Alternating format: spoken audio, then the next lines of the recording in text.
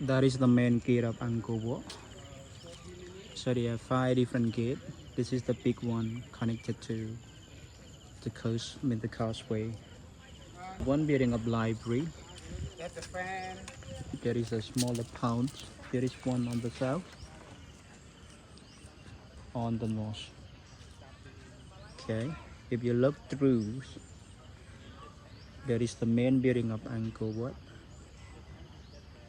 Angkor Wat originally built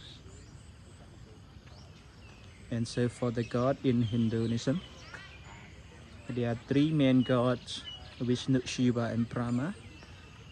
And then 16th century, in the reign of the king Ong Chandrija, he's the one who converted from Hindu temple back to Buddhist temple. And I am right now back at Angkor Wat. I got here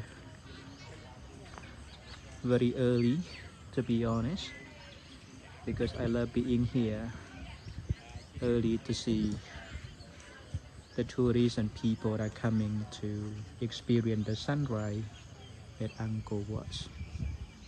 Experience the sunrise morning at Angkor Wat. There is something you must do when you travel to Cambodia.